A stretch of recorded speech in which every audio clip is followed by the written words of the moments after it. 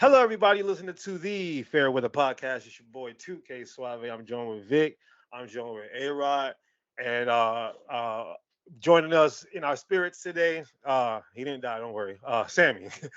Sammy taking a mental health day. It is May, everybody. Mental health month, mental awareness, God. AROD. Mental health awareness month. All right. There you go. In that case, fuck this. Yo. And Vic has left the building. All right. We got a fun show today. Shout out to the Red Sox finally getting their first victory at the Trop since 2019. Is that true? That was our first victory in the Trop since 2019. So crazy, a small market team doing that. And speaking of small market teams, we got Indy in the Eastern Conference Finals over the Madison Square Garden led New York Knicks. We got Minnesota in that bitch. We got Dallas, not necessarily a small market, but you don't really, no one talks about them as far as basketball at least. And then of course we got the Boston Celtics in the NBA playoffs. So let's kick this bitch off with you, AROD. First and foremost, how was your weekend, your week? And then give me something in the news that you want to talk about, because I got a lot of shit written down personally. But you go ahead. I mean, my week it is what it is. I'm content. I know we're going to touch on the Knicks, so I'm content with it. As far as wacky, you're a better man than me, by the way. Yeah, no, I mean the team totally overachieved, and you guys and Sammy, more Sammy, if anything, made me come around to it, because I was ready to put the picture, the one I put every year with me with the socket. Yeah. You know what's funny is Taboda hit me up. He's like, can you make one of me, but with the Dolphins, a Miami Heat, and a Marlins one? I was like, bro, you don't think I need one? Give me every sport. Like that's me every year. All you got to do is give me like a sad face of you, just like, and I can do it, no problem. But the wackiest, craziest thing I've seen, I'm not even keeping it in sports. I'm keeping it into the Diddy shit now, man. Like that was on my list. Good job. Diddy, bro. Like, remember how in the beginning I was like trying to advocate and be like, I don't know if what did I say? But I know that. But I got to see proof. Now I've got the proof. Now I told you, if they say he did it, I believe it. That was always my stance with him. You can't live off of that life. You can't live off of that lifestyle. Not everybody. Him specifically, because I can read through the bullshit, man. I really can. I can. You know how that person that just like, they're a piece of shit, but they can really just smile in your face and just be like, I always felt that way about him. Like, I talked to my mom about it yesterday. She said the same thing. She said, I thought I could just, it couldn't be true. That video, AROD, my God, bro. It solidified it for me, man. And then the best one is they said that when he did like that apology, my best friend was going off all week in our chat. He was like, they say the motherfucker looks like a bicycle seat on his head. Bro, apology. I don't want to hear that bullshit though. It's like, what? I was gonna say, I think we both found out that we're not AROD's best friend, so that it hurts our feelings, but that's fine. AROD, you're good. You're live on air today. We found out that AROD doesn't really give a fuck about us. Vic, if we go golfing, you're definitely my best. Just kidding. I'm just kidding. Shit. But nah, it was a shitty situation. But to all the women out there, speaking of mental health awareness month, probably not spending your time listening to us. But if you are, or if a man, you got a girl or sister or mom that you want to tell this to, don't let no man do that to you. Come on, man, that's just too much. And for Cassie to kind of hold that in for so long, and it's like, could you imagine all the other shit he's been doing behind closed doors? Like, that was in the hallway. He came out in a towel in the hallway, and like, you're obviously staying at an expensive place. You're Sean Diddy Combs. You're not at the Motel 6. You're probably at a Ritz-Carlton or something. Every hallway got cameras, and I'm pretty sure he's probably aware of that, and he still did that. So can you imagine what he does behind closed doors? I don't want to spend my time talking about this because it's disgusting, but my dog Ryan Clark. If you guys listen to the Pivot podcast, Ryan Clark doesn't normally cuss, bro. He was bitch. He went you're off. This, you're that. I was like, damn, I felt that. I love Ryan Clark, but and I think Ryan Clark is a stand-up guy, but it'd be shitty if shit came out about him then. I would be like, damn, man, not Ryan. Not Ryan. Nah, Can we for our listeners that aren't might not be privy to what happened, would you guys just mind summarizing what happened? AKA Vic. Yeah, I have no fucking clue what's going on. Go ahead, AROD. Go ahead. Yeah, so for the longest, Diddy's been in allegations of being like a sexual abuser, misogynistic, sex ring, and all this crazy shit. But the biggest one that we've all known of, but we know that she got hush money, was he apparently decided to be part of the Slapaho tribe with Cassie, and she got some money beautiful from Cassie, by the way. Yeah, and she was quiet for the longest about it, but she never said anything about it. It was kind of like the Me Too movement. One woman spoke up and that was it. So she didn't really speak up, but the videos dropped of her leaving the room that they were in, her all in like hoodie and everything. Trying to escape. Yeah, trying to escape. You could tell. And him coming out in a towel, literally a towel around his waist, and then just like beating the dog shit out of her before she could get in the elevator. Like Ray Rice or worse? Worse. Like worse. Because he kicked her while she was down and then dragged her. Yeah. So knocked her the fuck out, kicked her while I'm not talking about like, little love tap. Like WWE, The Rock, Stone Cold Steve Austin kicked her and then dragged her like she was like a piece of meat. And that was his girlfriend. Can you imagine? Like that's like no woman deserves anything, but Cassie, that sweet woman. Oh my God, I was perturbed, bro. I don't know that she's a sweet woman either. At this, don't. I know. Listen, I don't. She could be the worst woman. Right, I don't get. That's it. not. Come on, man. It takes two to tango, though. It takes two to tango. She was running away, and she chased after him. He chased after her with a towel, beat her up, and dragged her back to the room. Fuck two to tango. That's what he felt was necessary to do in that moment. Can you imagine what he does in his big ass Palacio estate and Calabasas and Guam and everywhere else? Nah, fuck that. I ain't want to hear that. Yeah. Sean Combs is a piece of shit. J-Lo was right to get away from him. Cassie, it was right to get that hush money and still tell. Thank you, CNN. Fuck the hotel for withholding. Hey, actually, I take it back. The craziest wacky thing I see is Cameron on CNN. That is the craziest, wackiest shit I've seen, bro. That is the best. You would think these media outlets would not want Cameron on anymore after Fox News had him on with Bill O'Brien or Bill O'Reilly, where he went on there and did that shit. He mad. Like, you gonna bring Cameron on again? You know better. Like, remember Dave Chappelle did that one comedy skit about like after 9/11, they're like, let's see what Ja Rule thinks. They go to Cameron now. And then Cam was like, you think that's not Cam's lane. Like, leave that shit alone. Vic, do you know what happened with Cam or no? I did see. Yeah, I saw that on Instagram. But let's give it up to the listeners here. So I will break this down, which is crazy. Ooh. So CNN had a correspondent or a host speaking with Cameron, music legend Cameron, and basically this dude did not give a fuck. He's taking shots on the air. He's talking shit. I mean, that was fucking. But when he took shots of, do you know what he took shots of? No, what? His pink boner pill that he has. His pink boner liquor horse that he powder. has. He was taking sex powder to maintain his, I thought it was alcohol. Alcohol. That's what made it worse. If it was he said, "I'm gonna go clap some cheeks after this."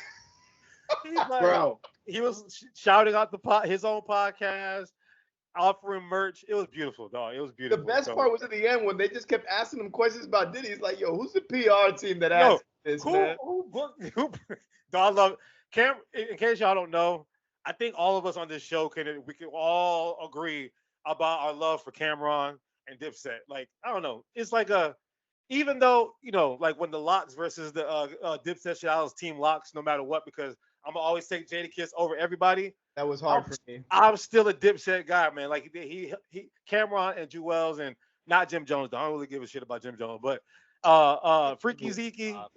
The rest of them, they rose me. I almost wore pink to school, but I put my red shirt, I put my white shirt in the washing machine, mixed it with the red shirt, and then I had it like become a little pinker because my mom was never gonna let me get no pink shirt. So I worked at Foot Locker, so I got the pink tall tee, no problem, man. I wasn't if my mom would have seen me come home with that, like what is this? So, but now I put my shirt in, I did that trick. It didn't look as good, but Cameron told me. Yeah. But yeah, we just spent 10 minutes talking about hip hop, so that's great. Let's Yeah. get into some other wacky shit. Vic, what you got for me? Yeah. So now that the Breakfast Club is over, I Yeah. can start talking about Hey, sports. we got it out the way. I'm just giving you guys shit. Yeah. So over the weekend, the shirt I'm wearing today is Manchester City. Some great Premier League action this weekend. Probably one of the tightest Premier League title races in a long time.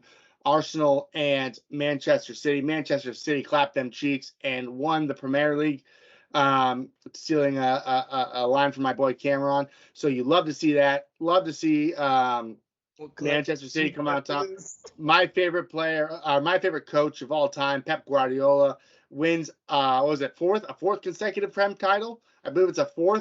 It's four consecutive Prem title. Four. And there was a question going around before Bayer Leverkusen got destroyed today in the Europa League final. What a heartbreak. No, that's a hard way to go down, bro. Let's rewind and pretend like today didn't even happen. And let me ask you guys a question. What is more impressive? 4 Premier League titles in a row, which Manchester City has accomplished, or a completely undefeated season through all competitions, which Bayer Leverkusen almost completed? 4 in a row. It don't even matter, bro. That's 4 years of sustained. You got to be that shit. You know what I mean? Like, no matter, and you said it was tighter and tighter this year. You got to come through with it 4 years in a row, bro. It's hard. I say Byron. I say Byron Leverkusen because Bayern Munich has run that for so many years. And for a team that nobody really, I mean, they're a good program, but they're not like Dortmund or what's the other one there? I'm drawing blanks. Anyways, basically on FC24 or FIFA, you're not picking. We're never picking them. They're not one of those teams. But for that team to do that, and then Bayern Munich just to be by the wayside, and they didn't even finish second. They finished third in the standings, which is wild. So well, it's not as wild when you think about that they added Harry Kane. So it makes sense. It's more wild. But it's more wild, but it's also Harry Kane. But Harry Kane is jinx, bro. Like there's nothing. But no, the only asterisk, people like to give asterisks, when as a Manchester United fan, I'm gonna be a hater. There's cheating. A lot of cheating involved. Yes. How many allegations? 115, something like that. Yeah, I mean they have over $100 million in like possible allegations of unfair play. Come on. In the Prem League, but who gives a fuck? They won. But all right, and to kind of piggyback off of that, because winning 4 of them holes in a row is tough, and it brings me to before I get to my pick, my crazy thing, Denver, Michael Malone, Nikola Jokic, Jamal Murray, all of them was crying. Now, in case y'all don't know, the Nuggets are out of the playoffs because it's like week to week. We talked about the Nuggets 1 week. Oh shit, they suck. Next week, oh shit, they back. And then it's like we kind of jinxed them or something. But they were all crying after. Well, it was a long season, and we played deep into June last year, and we were the hunted all year, and this is tough, and blah blah blah. Manchester City just did it 4 times in a row, right? And the Nuggets are coming off of 1 championship, right? And they're crying, oh, this was tough. I know a guy from the city of Akron named LeBron James that made it to 8 NBA finals. You want to talk about being the hunted? You want to talk about going deep into the June every year? He did 08 and 12 Olympics, and he was going to the Drew League, and he was doing this. I don't want to hear none of that crying shit. So to me, 4 years of sustained excellence, I'm going to take that because anybody can get hot for 45 games. But 4 years of sustained excellence, I don't care how much you cheat, you still got to do it. You know what I mean? Like the Astros were cheating, they still lost some games with all that bullshit they was doing. So it is what it is. Mm-hmm. But my crazy wacky thing though is how my Friday morning went. So I like to tell stories. Take a sip. Everybody take a sip. All right. So Friday morning, I took the day off from work. It was a vacation day going to Indian Rocks Beach, right? My wife, I'm not gonna say my girl, my wife. She got there first on Thursday, and then I was going to show up on Friday, right? So Friday morning, I woke up at 7:07 a.m. Turned on the TV because I know I knew the PGA Championship will probably tee off at around 17. That's what I expected. Don't bring that up. That's what I expected. So I woke up at 7:07 in the morning. You know, and I put on the ESPN app because I was in the bedroom, and in the bedroom, we got all the apps, and then the cables in the living room and in the other room and the other room. But we got all the apps. So I put on the ESPN app, and I'm like, oh, weather delay. Okay. There's something's weird. I saw police lights, and then I'm looking at the bottom of the screen. Mind you, you know, I'm just remember Biggie wipe the cold down my eyes, see who's this paging me and why. So I'm looking at the TV. I'm like, It was Diddy. shit. Anyway, I got a page or a beat from the homeboy that told me Scottie Scheffler detained. I was like, okay, I'm definitely reading this shit wrong. He's allowed at the barbecue. He's allowed I'm clearly reading this wrong. Whatever. I'm just waiting for the shit to start. I go to Sports Center. I'm just watching, you know, highlights from the games before. I go back to the PGA. I'm like, yo, what the hell's going on? What's up with the game? And it keeps saying detain, delay, detain, delay.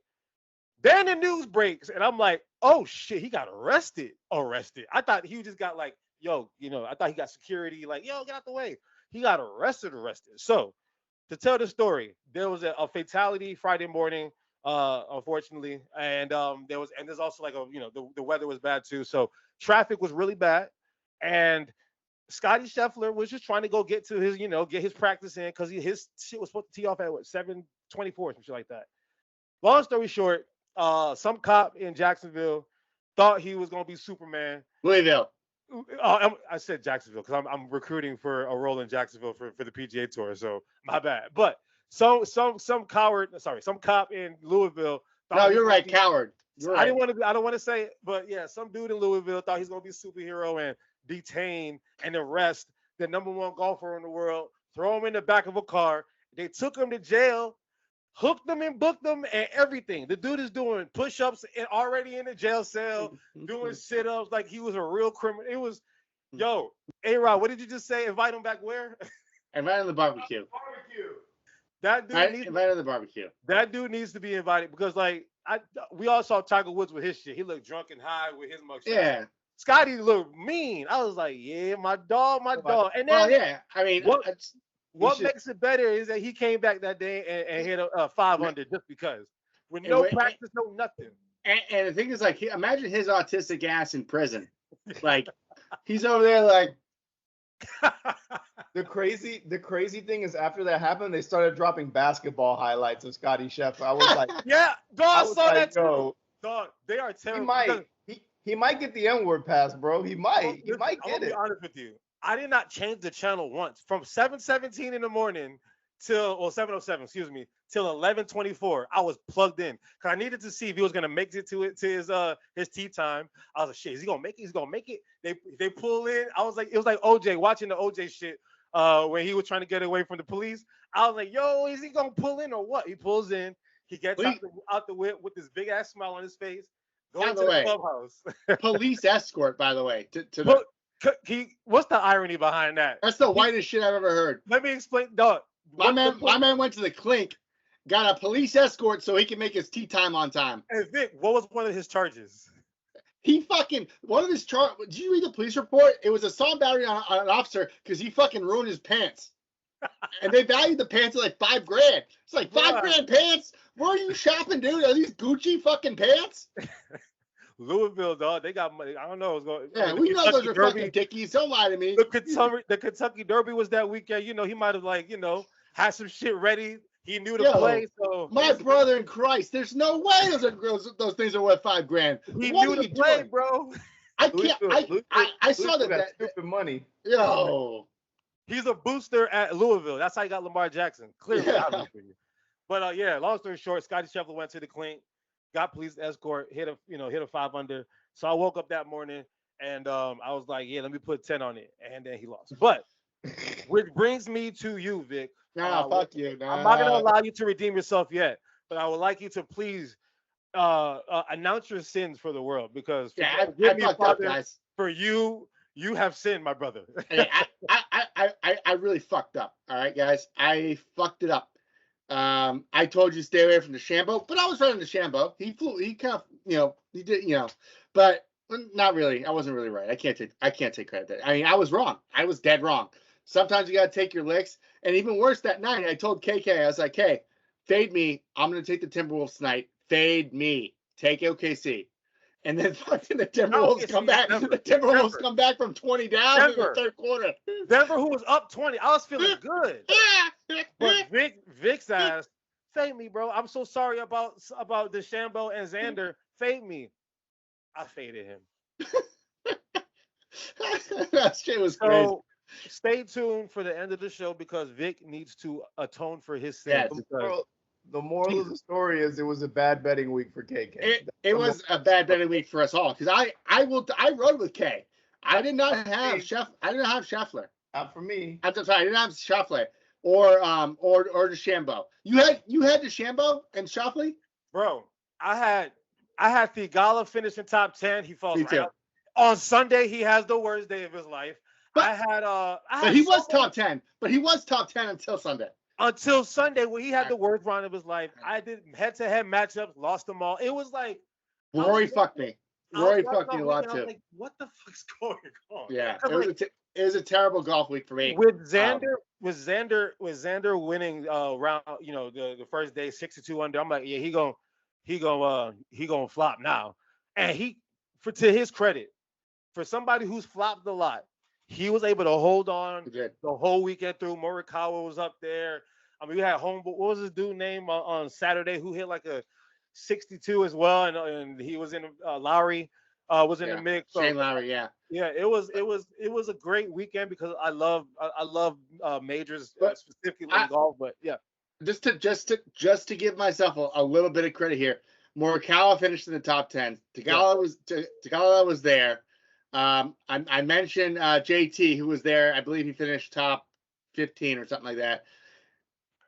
All that being said, I was so fucking wrong. Like, so wrong. I forgive you now. You fucked up, right? No, you fucked up, right? Dude, I expected Kay to come to my house like Debo and be like, "Give me my fucking money. Where's my money? My favorite chain." Yeah, I fucked up. I fucked up. It's all good, brother. Hand up. I wouldn't drive all the way to what was it, Lithia or Tefner. I ain't driving all the way out there to go get some money to pay. I'm over it. I'm over it. I'm about to. You gonna make up for your sins later tonight. So we'll see. Let's anyway, we're about to jump into the NBA. I just want to say quick thing. Antonio Brown filed for bankruptcy. What the hell's going on there? And let's talk about the NBA.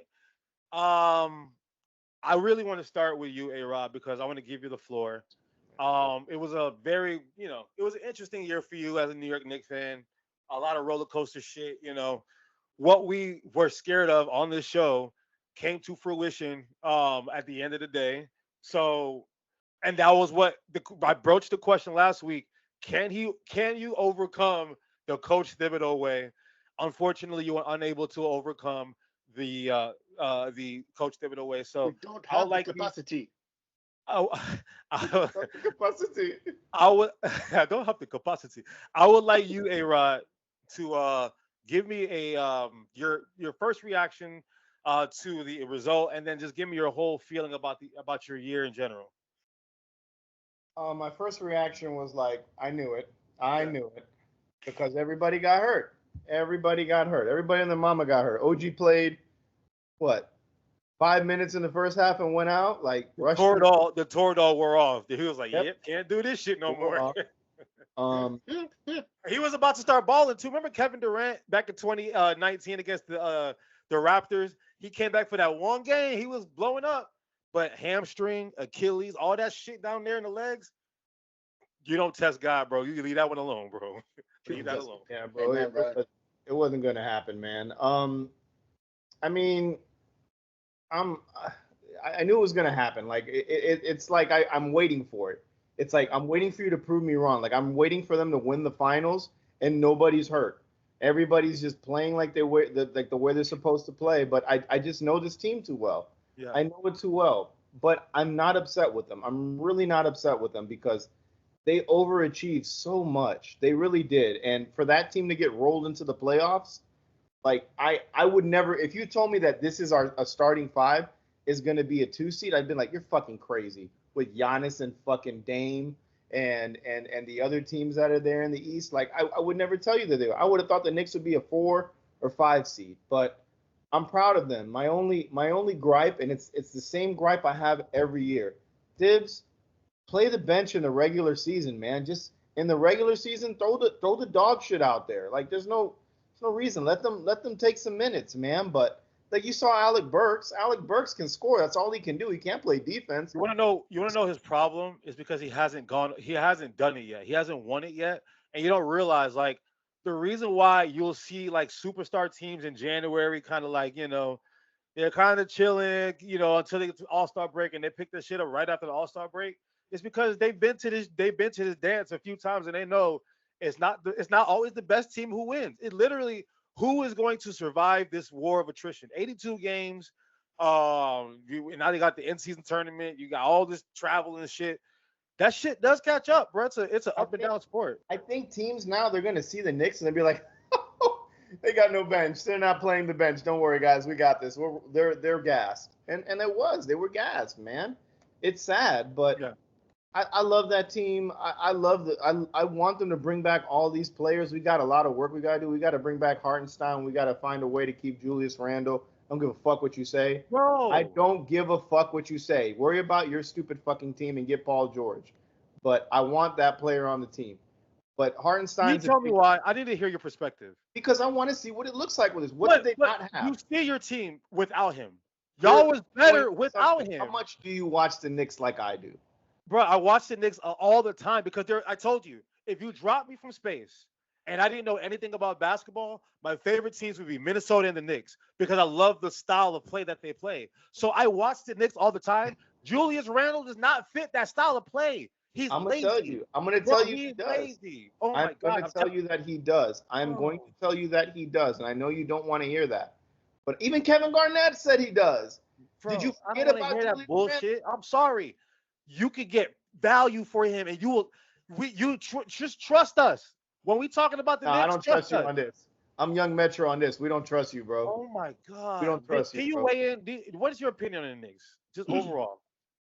Are you asking me? Yeah. I want to start off by saying that the NBA is the greatest league in the world. It's the greatest sport.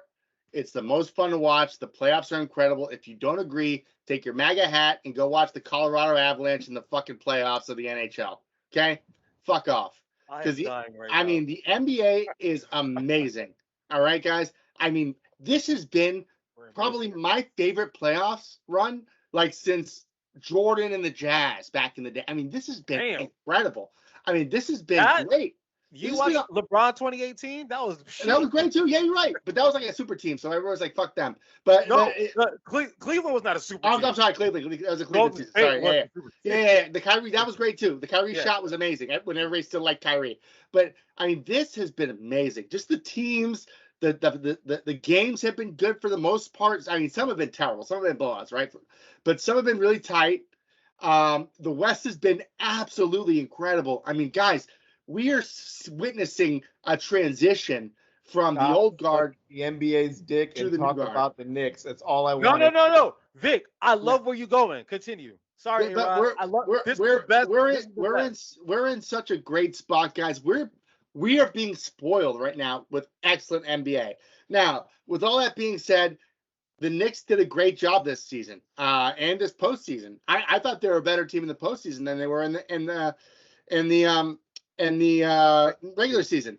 And if you look at the top leaders in the playoffs in scoring, look at the top scorer in the playoffs, Jalen Brunson, 32 points per game, 2 points higher than, I'm not counting Joel Embiid because he played fucking 2 games in the fucking and I'm not counting Damian Lillard. A-Rod, what did I ask you, A-Rod? Can he go out there and drop you 40 every night when you need it? I told you he could. Your flowers. He was absolutely incredible. And to think the next leading Knick scorer was Dante DiVincenzo. The fact that Jalen Brunson did what he did and carried that Knicks team was extremely impressive. And I know we all hate on Tibbs. Capacity. They just did not have the capacity. But the problem, we want to hate on Tibbs, right? And I do want to hate on Tibbs. His rotations are terrible. But the man is a good coach.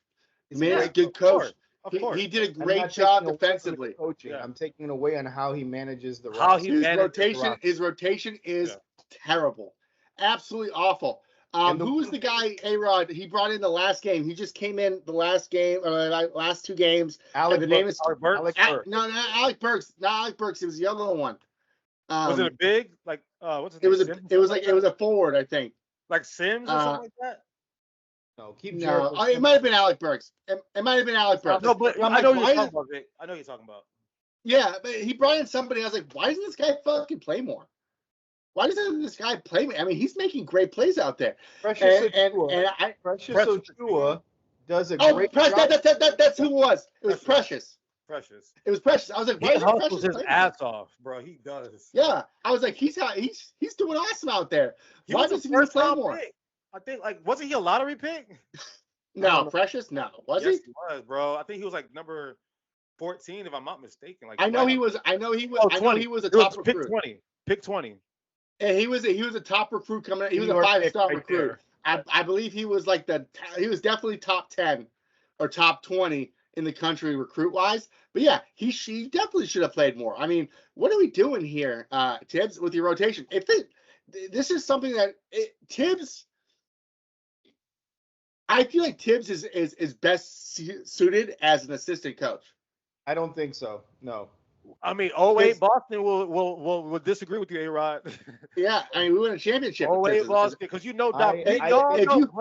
Doc Rivers is not a good basketball coach. He knows how to coach a little bit, but to take it all the way, remember they had to go to a game 7 that in the first round against Atlanta.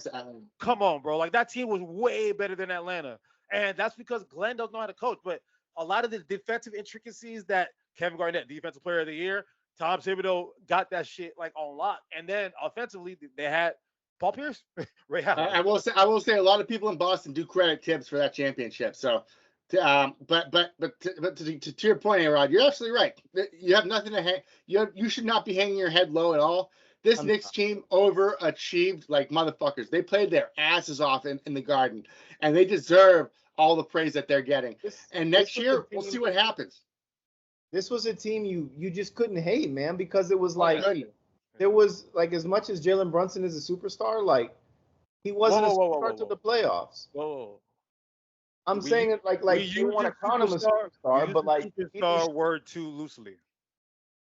I said what I said, man. He's a budding star, because superstar, that's a different category. Nah, he's a star. He's a star. He's a budding star. He's a star. The man became a superstar for me. I don't care what you say. That's my team. Let me homer it. I don't care. But at the same time, you asked if he could put up 40 points. Motherfucker did it. No problem. My gripe is like what I've been saying is if he can control this roster, and if someone can get in his ear and just say, play this guy, because you lose some players, and Precious Achiuwa does what he needs to do. He doesn't got to score, but he gets you rebounds. He defends the guy he's supposed to defend well, and he gets a lot of steals and blocks. Like, he's efficient. And then Alec Burks, we didn't hear that man's name all year. And then you're down some, and he scores 19 points. Yeah. Like, let me ask you guys a question. In terms of game and physical profile and skill set, what is the difference between Naz Reid and Presha Achiuwa? I think it's the coaching. I think Precious could be Naz Reid. If somebody was able to coach him up, get that shot right, and give him confidence, Precious could be Naz Reid. But the thing is that he's not getting that coaching from Tibbs, because Tibbs doesn't give a shit. He says, I have my 7 guys, and that's it. I don't care about y'all on the end of the coach. See, here's the thing, and I'm sorry, you're gonna hate this, AROD, but I'm gonna go to Joe Mazzulla and talk about him challenging a play with, when the Celtics are blowing out a team with their bench in. Like, he coaches for everybody, not just the starters. I feel like Tibbs is only there for those 7 guys, and that's it. If you're not in that 7, fuck off. My one gripe with the Knicks too is they didn't do a great job of putting together a bench once they got rid of Emmanuel quickly. Yep. Like there was a lot of 10 days on the back of the bench. Well, I think for them, they probably assumed Julius Randle would be healthy. So some of that, you would have a couple guys on the bench who wouldn't have to have played as big roles. And to Thibs' credit, the reason why I love the Knicks so much is because they play with energy, grit, and grind. Like that, all right, again, right before I came on the show today, I was playing basketball, right? And I think I told you about my coworker. He does not know a shit about basketball. He's been playing with us for a year. He's 35 years old, okay? And he has more endurance than every single one of us on the court because he's an Italian and he just, they just run all the time. The big ragu. All that pasta. He's 165 pounds soaking wet, and he grabs every single rebound. Why? Because he hustles.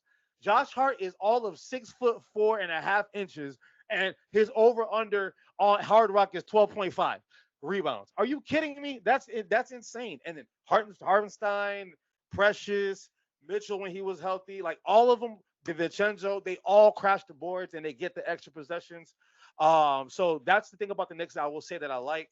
Now and then this just God, you know what? I'll leave mine out of it. But yeah, Alex Burke did come to play at the end, so good for him. But they lost to now AROD and Vic have a common enemy real quick. The Indiana Pacers. Fuck AROD, the Pacers, man. I did broach a question. Who do y'all hate more right now? Is it Tyrese or is it Trae Young? Because the villain is remember Reggie. I absolutely hate Trae Young. Trae Young is definitely over Tyrese Halliburton. Speak for the Knicks fans. What do you think? Trae Young. It's still Trae Young. It's still Trae? It is that was still like 3 years ago. It is still Trae. We are just happy to watch Indiana piss it the game away. And you want to come out with that choke T-shirt? And who choked? Bro, he got locked. He got locked down by Drew Holiday on that one possession. All defensive team, all defensive second all team. The guards made second. All the guards. Basically all the guards. But no. So to kind of flip it to the Indiana series, and it's funny that we speak about Trae Young because Trae Young had to go through the Knicks and the Sixers to go get to their NBA Eastern Conference Finals by accident. And wasn't that against Boston? Or was it Milwaukee? It was Milwaukee. I don't think we made it to that. I don't remember that. I think that was the one year we made. I don't remember. But I think it was y'all. I don't remember. Either way. Y'all had to. Because they didn't make the finals and neither did we. We beat the Bucks we beat the Heat to make the finals. That's right. Oh, so it was Milwaukee then. So they had to beat. They found a way to go from a lower seed to the NBA Eastern Conference Finals when nobody expected it, right? And in the same case, they beat. Call it what you want. They beat Dame and Giannis, if you want, however you want to call it. They beat Dame and Giannis. Hobble teams. And then they got to come. Listen. Let me just set this. Let me set the stage. Fuck that team. Let me set the stage. All right. Dude, fuck. Listen. Why are we talking about the Atlanta Hawks? Listen. Vic and AROD, Vic and Sammy, y'all was talking cash money shit about Indiana. So all that positive shit y'all was saying is still the same. Talking that shit about them. Let me just say, so they get to the Eastern Conference Finals somehow again, just like Atlanta did, and these motherfuckers almost. I mean, shit. I don't want. We'll get. We're about to talk about the game. These motherfuckers almost did it, bro. They should have did it. You know, deep in your heart, Vic, you know you lost that game. If it was a smarter team, coach, or anything on the other side. Let me. All right. After you finish your thoughts, KK, and let me go. And again, y'all have a common enemy right now. I don't think anybody's giving Indiana a realistic shot. I've made my point like, oh my God, it's gonna be great to see Tatum, Luka, or Anthony Edwards win a ring this year, and they almost did it. They almost did it to their credit. So from your series, AROD, watching the Pacers, and then I'm gonna pass it to you, Vic, to take it over. Just speak objectively, AROD. What was it about the Pacers in your mind, outside of the injuries, that you think they did well in order for them to get to that? They played like the fucking Dallas Mavericks against the Miami Heat in the finals the last game. That's it. That's all they did. They didn't miss a fucking shot. They won 4 games, AROD. They still won 4 games. Even added more help. Injuries play into it. I'm sorry. They're a 6 seed. Ain't nobody care about no 6 seed. Injuries played into it. I said speak objectively. I'm speaking objectively. You know what they shot? Listen, for game 4, do you know what they shot? that game. Like, look at the numbers. It's ridiculous. Play better Pretend defense. it's LeBron, KK. Pretend it's fucking LeBron. Play Because that's better how I'm defense. looking at it right now. He would have beat the dog shit out of the Mavericks, but they fucking did that shit to us and didn't miss a fucking shot. Didn't Play miss a better shot. defense. Can't do anything Look, about it. What did LeBron say? I shot the bed. I didn't play well. That's a fucking cop move, bro.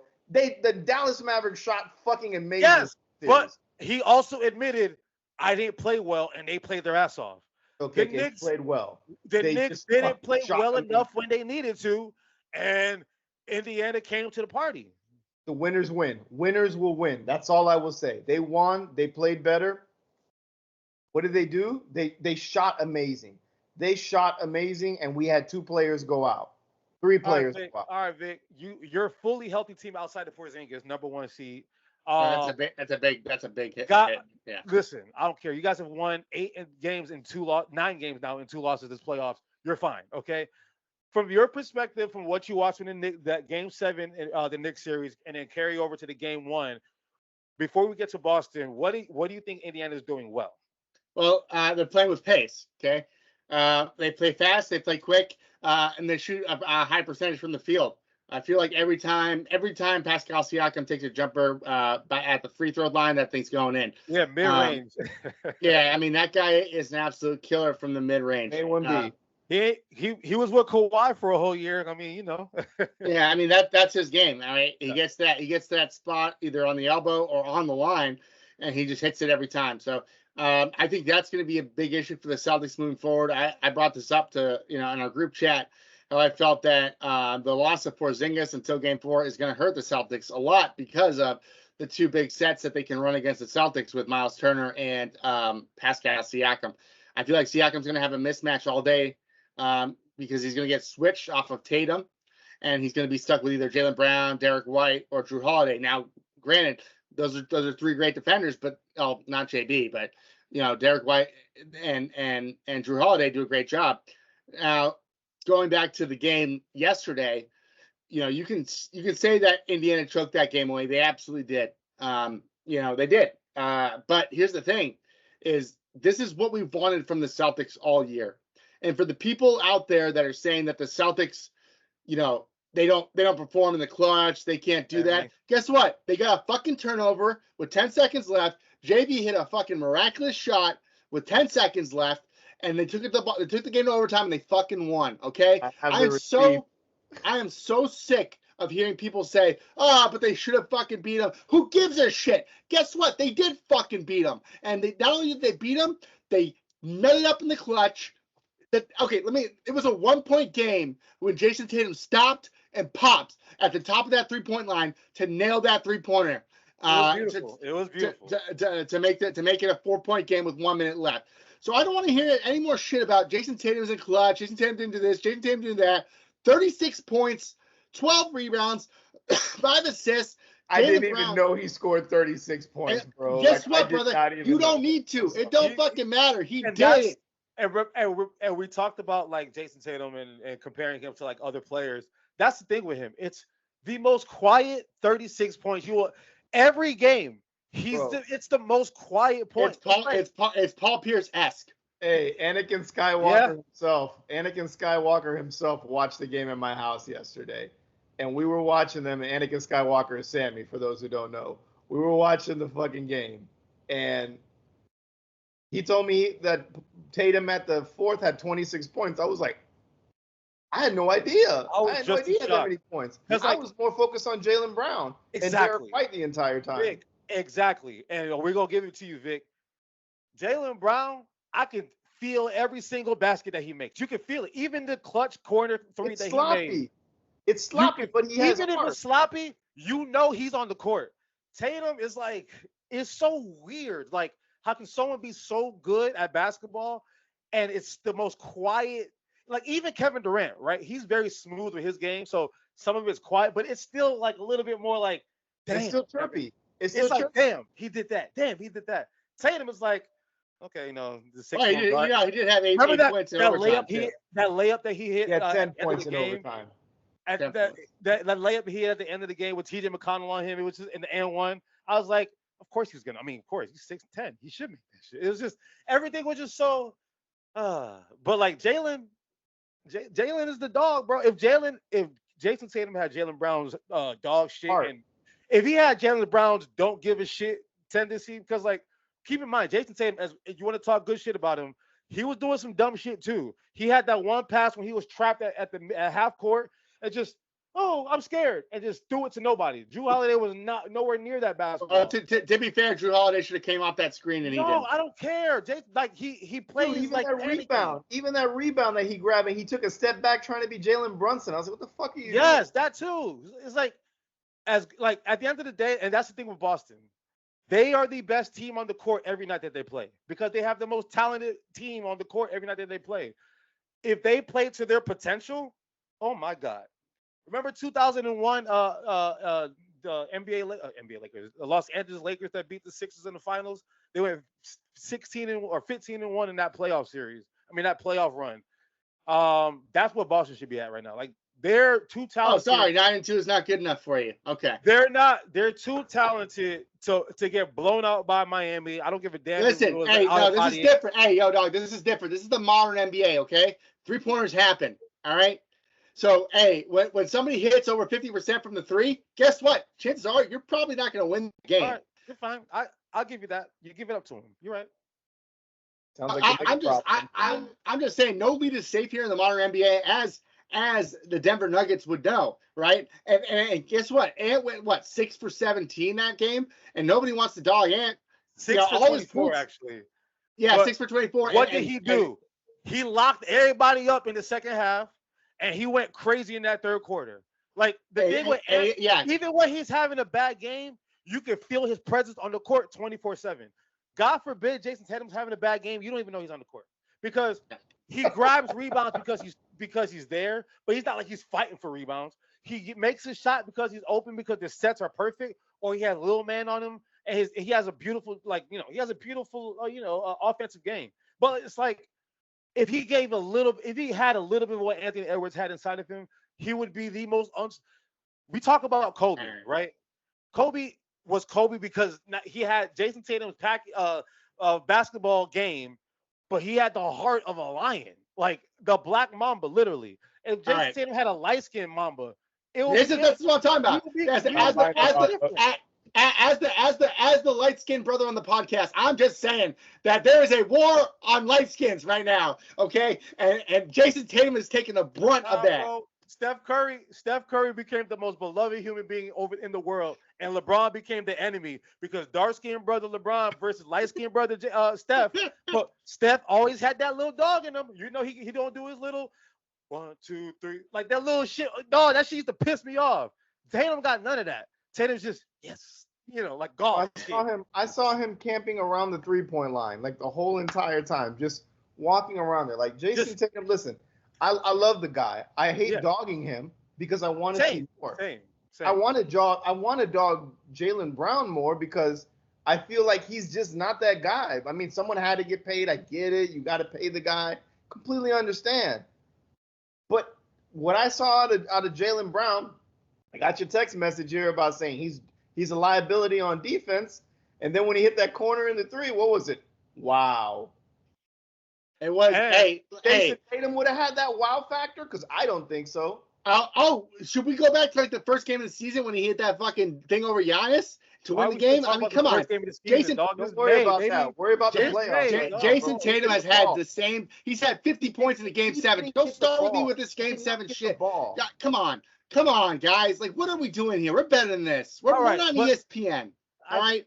Don't ever compare me to that bullshit ass network because they don't know how to cover sports no more. But let's not forget Jalen Brown was what was he, number 3 pick, number 4 pick? He was the number 3 pick, as was Jason Tatum. So let's not forget, no matter what we think about him, $300 million or not, he's a number 3 pick. Obviously, the game is there. Is he a little careless sometimes? Yeah, but the reason why certain basketball players are beloved is because they don't give a shit. They just go. You know what I mean? And he don't give a shit. He just go. To his credit, it's not always the best shit, but you need somebody like that on your team because you have a bunch of light-skinned dudes on the team, so y'all a little soft. So y'all need to bring in Drew Holiday, you know what I'm saying, grown, dark skinned brother, and you got to bring in, you got to, The and war then against the light skinned brothers is real. you had to bring in somebody like that, but Tatum, if the identity of your team is of Tatum's, that's not gonna work, bro. You got Dominican playing power forward, you got Tatum,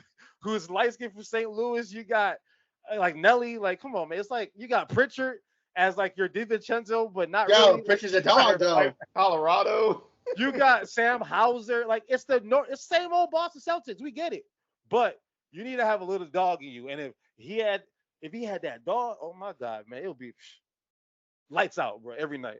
I get it. I You're a say this fan. to say this. And you're a fan and you love it, but I gotta see the dog in the man. Yeah, because I love the guy. I love the guy. It just I would wear a Jason Tatum jersey. I'll say that out loud. I would wear a Jason Tatum jersey. What's holding me back from it is just how like comfortably he gets his points. When I was with Sammy, I was like, damn, Tatum has 26 points. He's like, yeah, he got, like 20 of them when we were up by 12. Like, yeah, but Sammy's not let's not get into it. Sammy's not a fan anymore. This is a man that actively roots against the Celtics. No, I get Sammy. I get now. How do you get you what? Hey, I get where he's coming from. He's a little overzealous sometimes. I'll say that. Sammy, you're gonna hear this. You're a little overzealous sometimes, but I understand the frustration that you have because it's like I be sitting there like I can't defend everybody on my team. I don't give a shit. Like if you playing like ass, I don't like you. Like I didn't give a damn that we got Campaign because I don't like Campaign. He can hit 23s in the game. That little ugly left-handed jump shot, I don't want to see it. I don't care. So at the end of the day, if something's irritating you and you want it to be fixed, I had to watch Tobias Harris for the last 4 years of my life. Okay, you keep come on, man. Another light-skinned brother too, bro. I had to watch him play. Come on, man. So come on, man. I don't want to talk about Boston all day. Vic, do you feel pressure at all? No. Any kind of fear whatsoever? No. Okay. And then we 7. Where 7? This better not go 7, Vic. That means you feel pressure. AROD, he feels pressure. If he thinks it's going 7, he feels because Indiana played the best possible game they could play last night and they lost. So if you think it's going 7, Vic, you feel the pressure. So no pressure. No pressure. I just know that we're gonna win in 7. Okay. Let's move on. We're talking about somebody who got that dog in him. Anthony Edwards. Like I said, last week we was bigging up Jokic again. Like, all right, motherfucker got that shit going. And through 2 quarters, it was like, oh shit, they got that shit going. And I forgot to say, Vic, by the way, I was about to be pissed off on the show if y'all lost because I had Boston winning in my parlay last night that hit. So a little 6-legger. So I just want to say, Jesus, I would have came on this shit pissed off if y'all would have lost that game. What the fuck is wrong with you? Thank you for winning the game because if that was the only one that was the only thing that didn't miss Vic. I mean, the only thing that didn't hit Vic, I would have came on the show and I would have really dogged you for real, dog. But AK, your wife does not listen to the podcast whatsoever, right? Ain't no fucking way. Yo, let me tell y'all. So she downloaded the Hard Rock app like 2 weeks ago, right? I forgot what night it was. But anyway, she downloaded it just for fun, like because she saw me on the app and she downloaded it and she put 5 bets in. Hit all of them. Green. All of them. Like she I don't really care about this team, but maybe they'll win. Maybe 5 for 5. So she now understand how it feels to win. The next night, she bet Caitlin Clark to go to hit 22. Caitlin Clark only hit 20. She was like, fuck Caitlin Clark. So I was like, yep, you ain't gonna like this shit. So I was like, this ain't for you. This ain't for you. What we learned today is the Enigma Ken family has a gambling problem. So no, she good. But she's I'm rubbing off on her a little bit. The other day she was like, cause we were watching golf and cause I wanted DeChambeau to win because Saturday I said, fuck Vic, I'm going for DeChambeau anyway. I'll put that money in. And I was like, look, man, I got DeChambeau. And she was like, damn, I should have put money on it. Because she put money on Scotty Scheffler. She put money on Bruce Koepka, Scotty Scheffler, and somebody else to win. She's like, damn, none of my guys are winning. I was like, no. So yeah, we about to hit one of these parlays, by the way. I'm just letting y'all know. If y'all don't see me for about 2 weeks, We in Bora Bora or some shit like that. I'm not calling your wife, that's for sure. We're in Bora Bora. I'm just gonna say that. But anyway, we talk about dogs, and Ant-Man got that dog in him. What I wish Jason Tatum had. And the Denver Nuggets are out of the playoffs, crying like a little bitch because they don't know how to. Oh, so much pressure. So let's talk about Ant-Man and talking that talk and walking that walk. And we won't. Right now, the Dallas Mavericks and the Minnesota Timberwolves have teed off. I'm in golf mode. Have tipped off. So we're gonna see what happens tonight. But we're gonna start with you, AROD. Talk to me about just talk to me, bro. Like what's on your mind with this series right now? As hard as I wanted to root against the Nuggets, I'm happy Ant did it because Ant has been on my radar for a very long time, man. And I remember this goes back before we absorbed Vic and Sammy. And you said, who's the face of the NBA? And you said John Moran. I said Anthony Edwards. And then that became a discussion because remember we put a poll up because at that time it was, to me, those were my two guys anyway. So I was like, who is going to be the guy? But yes. But Mr. Devil's Advocate over here, who's like, oh well, what do you think of this? And trying to get me to like, I've learned, if there's anything that I've learned, I'm never siding with you anymore, bro. I'm going with my heart. What? I told you to trust the Knicks. I side with you a lot with the Lakers. I'm done with this. No. That was bias. That was stupid, is what it was. You know me, bro. I knew it too. If it was LeBron, I knew it too, and I told him last year. Hey, you know better. Don't blame me for that. That's your fault. You know better when it comes to bro. Come on, bro. It's LeBron James. You're my day one. It's bro. LeBron James. LeBron James. Come on, man. You know I'm biased, bro. I don't give a shit. I love him to death, man. I vote for him for president, but no, I won't. I won't vote for his lying ass for president. Whoa. Slow down. First of all, I don't want none of these athletes being no president for anything. So Aaron Rodgers, LeBron James, Steph Curry, I want to hear it. But anyway, second of all, I wouldn't mind Steph Curry. Don't you dare talk about LeBron like that. Come on, man. Anthony, I will pull up like Debo. LeBron, you know he wasn't reading that book. He never read that book, Kay. He never read that book. Vic. That book. Danny Ainge said we need to go get Ray Allen, and this is out of his mouth. He needed to go get Ray Allen and Kevin Garnett. He was like, yeah, that kid right there, yeah, he gonna be a problem. I never said he wasn't a great player. Hey, I'm the guy that has him ahead of Jordan, okay? I'm that guy. I'm the guy that thinks. I just want to say, Danny Ainge, when LeBron James was in high school at the age of 16, when Danny Ainge literally said, because Ron Artest told this story, and I've heard this from a lot of people. Danny Ainge said, this kid in Akron, while he was in high school, he said, I would trade everybody in the NBA but Kobe Bryant for him when he was in high school. All right. That's the expectations, the target that's been on his back ever since. So for him to do what he's done in his career, I hate when people hate on him, bro. I'm just gonna say this shit bothers me. Let me ask you a question, Kay. Did he read that book? Was he reading that book? I don't give a shit what he read. He didn't read the book? The Paul Pierce gets stabbed 9 times. No more LeBron talk. No more LeBron slander. Speaking of GOATs, Anthony Edwards. Go ahead. Anthony Edwards. I've been on the Anthony Edwards train pause for a while, bro. I've been on it for a while. So for this man to send the Nuggets out, like, they should have won that game. The Nuggets should have won that game. But they got some of the Lakers fucking syndrome right there and then. When the Lakers were up by 20, they lost by 20. Or they blew the 20-point lead. They blew a 20-point lead. So Anthony Edwards, he's good, and the team is constructed well to face a Jokic type offense because they've got so many bigs. Not well. It was constructed for that reason. Correct. There we go. But they have so many bigs to, fend off Jokic, and I think that was the first time he was like, well, damn, I got to go against 3 bigs in this game. That's tough for me. And when Jamal Murray goes cold, we're used to him being very clutch. We saw him own the Lakers. We saw Michael Porter Jr. Don't, Kay, stop. Just let it be. No. I was going to say, like, Denver, I don't know what it is about the Lakers. Denver, they foam at the mouth when they play them. So they do. It's literally insane. They do. But even we saw the. I'm sorry, Rod. I cut you off. Go ahead, continue. I'll be quick. Like Michael Porter Jr. went cold too. On Caldwell Pope was a pedestrian that game. Everybody went cold.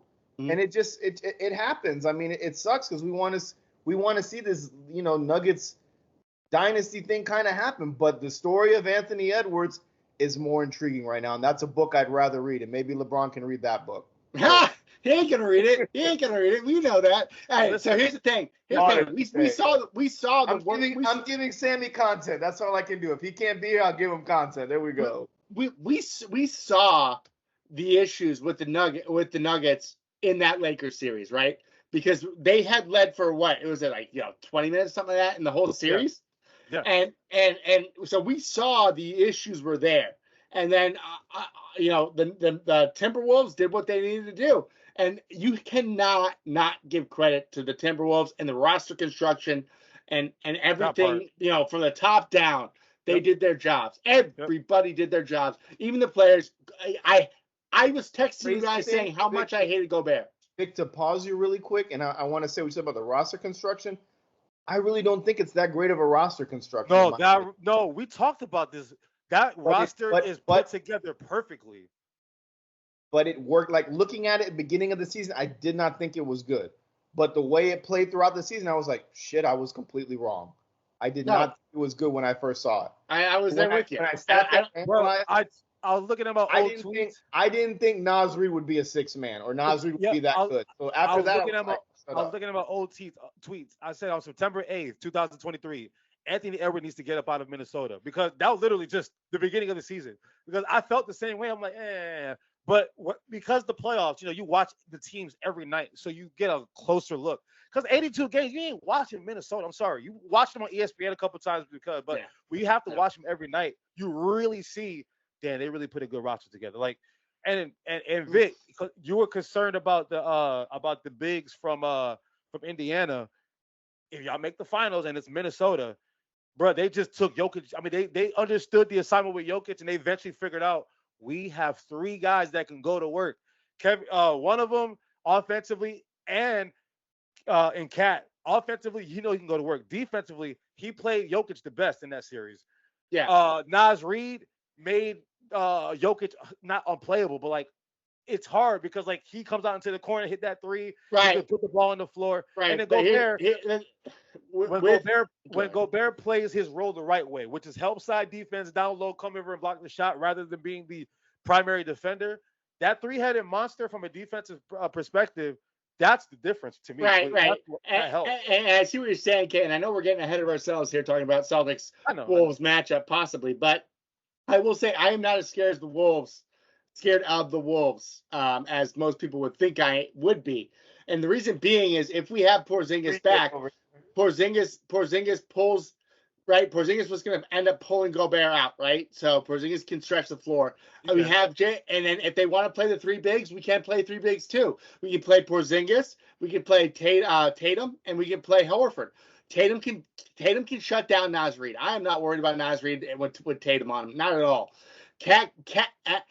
Al Horford has shut down Giannis, gentlemen. Giannis. I'm not worried about Cat. Okay, dog. How many years ago was that? That was last year. Horford has slowed down defensively. Come on, be honest.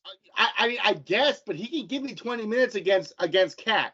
All right, and he can make Cat work. No, man. Pascal and Miles Turner was barbecue chicken, dog. No, but that's okay. So, but here's the thing: is Al Horford did a great job against Pascal when he was in the game. But Al Horford's primary assignment was Miles Turner when he was on the court. So that's why Pascal was getting so many good looks. I don't think Pascal and Naz Reid are similar type players. So I'm not worried about those two together. Like, I think Tatum is going to end up guarding. So I think the crunch time lineup is going to be this for the Celtics if they do play the Wolves. We already looking at the finals, AROD. Look at us. I think we're looking at a crunch time lineup of either Drew Holiday or Derek White, Jaylen Brown, Jason Tatum, Al Horford, and Kristaps Porzingis against Rudy Gobert, Naz Reid, and if they want to go small, then we bring in Drew Holiday. And shout out to Drew Holiday. We didn't even talk about him in Boston. 28 points, right? I gave him his flowers. I said playoff Drew. There we go. Playoff P. That's not a thing. Jason Tatum playoffs, I don't know. But Drew Holiday, yeah. I'm sorry, 36-12 is not good enough for you guys. Shut up, bro. Fuck. Like, don't be so sensitive, dog. We love. I'm Jason so Tatum. angry at this, We Kay. love Jason I'm Tatum, so dog. angry at this. I This love is Jason this is Tatum. this is my We'll shut trigger. up. If Vic. you win, we'll shut No, up. Vic. That's how I feel when people talk to you about LeBron. So I get it. But that I used to like Devin Booker a little bit more than Jason Tatum. That's not even a question for me anymore. That's not even a question. That's how much I love did Jason too. Tatum. I did too. But After that, What's remember I wrong with told you you, guys? after that Kevin Durant shit against Brooklyn, when he locked that shit down, I'm like, never mind. Dog, this is a guy that held a 70-point like a poster after a loss in his locker room. As soon as I saw that was enough. Yeah, I needed to see that, and that was it. As soon as we got that clip of him getting double teamed in the offseason, that's when I was like, nope. Why are you double teaming me? And then you know, like we talk about light skins today, that was very light skin. Jason Tatum would never say that. Come on, man. Like that was like, okay, bro, you lost your mind, bro. That's why you with a Jenner. We're with the Jenner. But anyway, Dallas. Give me your perspective on Dallas, Vic. Like how are they faring? Because it wasn't like really in the cards for OKC to win that series because it was, you know, my issue with them going into this playoffs, they're just too young. And Kyrie Irving, he didn't have the best series, but he had his games. Luka's been playing basketball professionally since he was 16. The Gafford trade was great. PJ, all the moves that they made and the organizational structure that they have. And remember, y'all give Thibodeau more credit than Glenn Rivers in 08. I give Jason Kidd more credit for that bubble championship than Frank Vogel. Because Frank Vogel couldn't even last this season with Phoenix. Like, come on. So I don't really believe the way I look at Jason Kidd, I'm like, that motherfucking coach, right? So to me, I look at this series, and I have no idea who's going to win this series. Like, this is the first time I've been so, like, I can't put a read on this shit at all. Because the styles are just the styles, right? And then I look at Dallas, I'm like, if they play it the right way, because, like, everyone kept saying, who's going to be that third guy for them? It don't even matter. PJ Washington some nights, Blake, what's his name? Blake Lively, not Blake Lively, whatever his name is. The Duke Blake Lively's hot. I wish Blake Lively's out there. Hey, Gossip Girl, dog. That's a good looking woman. Anyway, the Duke kid, you know, it's him sometimes. It's, you know, Tim Hardaway gonna hit you 10 points in 2 minutes. Like, to me, they got that shit figured out. And we remember what Dirk Nowitzki did back in 11, and then what what Jokic did last year, and the new NBA, because there's no dynasties anymore. All you need is like a goalie in hockey. You just need the hot goalie for the playoffs, and you're gonna win a championship. You just need the best player. You need your best player to play the best. Jokic, Giannis, Steph Curry in 2022. Now is it going to be Luka? Is it going to be Jason Tatum? And I look at Luka, and to have your Robin be Kyrie Irving, that's not a bad Robin to have. And LeBron can tell you that firsthand. So when you look at Dallas, give me a read. Like what should I be seeing here? Like who I have no. If you were a betting man and I had to lean one way, sway me to Dallas. Like, what would you say about Dallas? Why they're going to win the series? If I were a betting man, yes. Okay. So here's the thing: is the numbers look good. Right now, Kyrie has 12 points in the first half here, first quarter actually. So he's off to a hard start. That's the number one thing. You have to get Kyrie going. Kyrie has to be involved in the offense. If he is not, you're in trouble.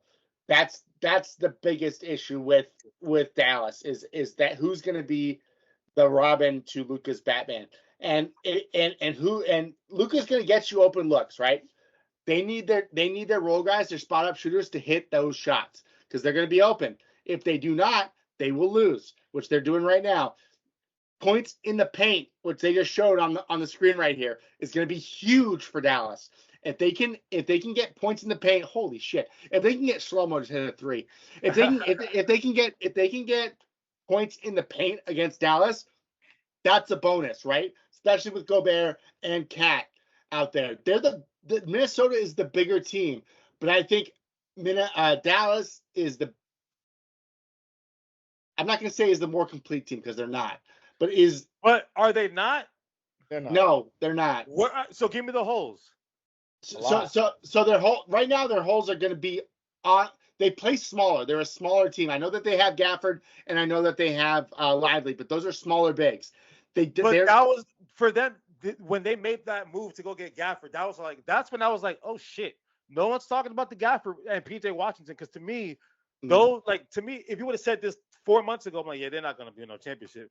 But you go get because like Gafford's a big, but he's also a athletic big and he works hard.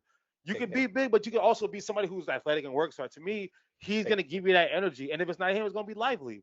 And then you got PJ Washington just out there just chilling in the corner all the time, go hit 9 threes. As a Celtics fan, if you're asking me who I would PJ Washington, when they got PJ Washington in the regular season, did you like, damn, that really moved the needle? Because I didn't hear his name once during the regular season. I didn't say that. I know I didn't thought say I that. did. I looked at those picks and I was like, damn, that's I'm a basketball connoisseur, dog. I study this shit, dog. I live this shit. I said it. I'm gonna check my tweets. But anyway, hey, Vic, back to you. Convince me why Dallas is gonna win this series. I can't. Not saying that you're agreeing that they are, but just convince me. I mean, Luka is. If you're asking me to convince you, Luka's gonna be existential. He's gonna leave his body and legitimately become Michael Jordan. Hey, right. Luka's got to play like we've been talking about, wanting to be MVP. He's got to show why he should be MVP. And Kyrie's got to do more than score more than 9 points. Bro, that was one game. Why do I keep talking about that? 2 games. Who cares? They won the series. You're not that. That's not Kyrie. You know it. Bro, why do you hate Kyrie so much, dog? Because I do, bro. Because he hates Jews. I love Kyrie Irving. Good for you. So, hey, Kay, are you admitting that you hate Jews on the podcast? Bro, he was just being young and immature, but he's found himself since. Young and immature, that was last year, man. But have we heard of? Let's be honest. Have we heard of Peep? Everything that he says now, it's like, okay, this is a different Kyrie. Like, I wouldn't be surprised if he bolted after the season, bro. That's all I can say. Bro, y'all listen. This is the first time he said he was happy, bro. Come on now. Please. All right. If you're happy, I'd love to come back to Boston. All right. But all right. A-Rod, would you admit the Kyrie and Luka? I wish Sammy was on today because we were talking. This is what we were talking about. Will Kyrie and Luka work? Because the reason why I said Luka's my MVP is going into the year. I was like, all right, man, this cat came into shade. I think another year because like Kyrie played with somebody like Luka before. It was LeBron, just more athletic. Luka is literally just an unathletic LeBron. That's all it was. And like what skill set wise, I wouldn't say he ain't all that now, but come on, bro. He just averaged 34, 9 and 10 and 9 is a bullshit like that. Like, come on. So the pairing, would you say the pairing has finally figured itself out in the works, or do you think the moves is what made it work that they made over in the offseason? They could put dog shit on the court and the dog shit would be okay. Like, the pairing has worked. They have been symbiotic and it works. And I think Vic disagrees. I think it works because like they're being very good. And then if Kyrie has a bad game, fucking PJ Washington's just camping in the corner shooting threes. Who they brought in though? Who Kay just said? Yeah. No, I think all right. Then I'm taking back what I said. I think the roster construction did get a little bit better. Because if we didn't have PJ Washington, we would have Tim Hardaway Jr. But I think Tim Hardaway Jr. would have been just as good shooting those shots. We would have Grant Williams too, though. Instead of Gafford. Isn't there? No, that's what I'm saying. You'd have Grant Williams instead of PJ Washington.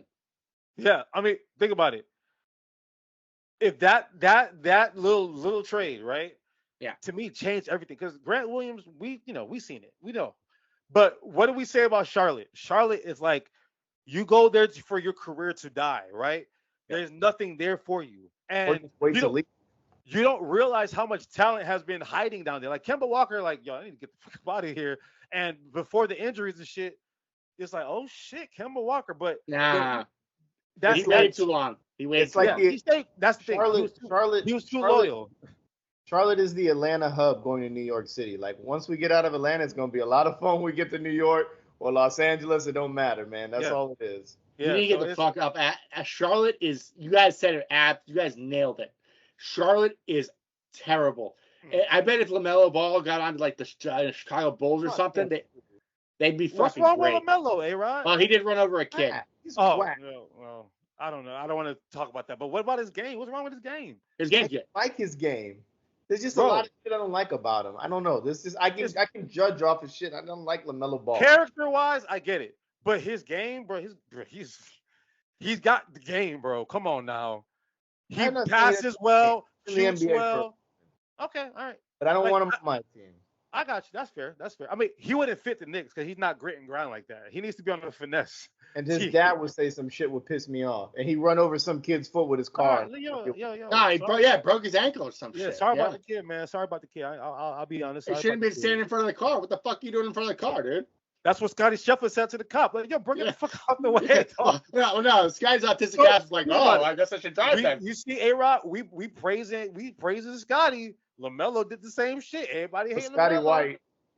Scotty He White. likes it. So is LaMelo.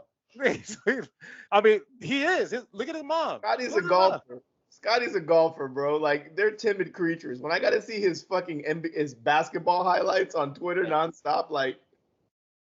Shout out to the media. You can't pick on an autistic person, dog. They said criminal. Yeah, let's show the basketball highlights. Yeah, there we go. Criminal. We got a story, y'all. We got a story. Bleacher Report. All right. And I mean, and just to answer that question, I saw him hanging out with Hispanics earlier.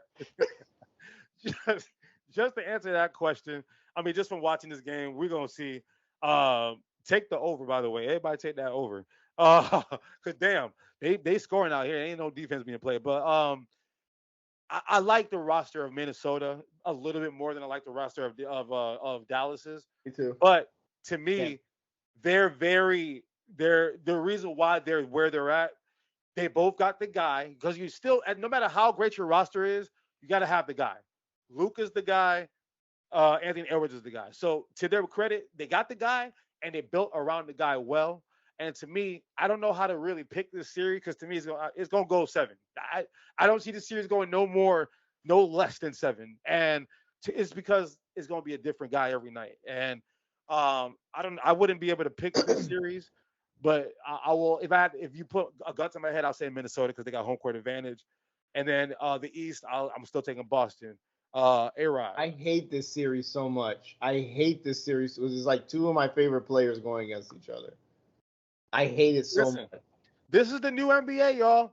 Like LeBron, Steph, KD, they on their way out. So we need to be ready for this. Like the torch is like everybody kept talking like this year.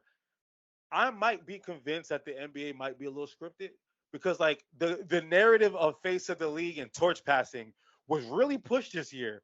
And here come the playoffs.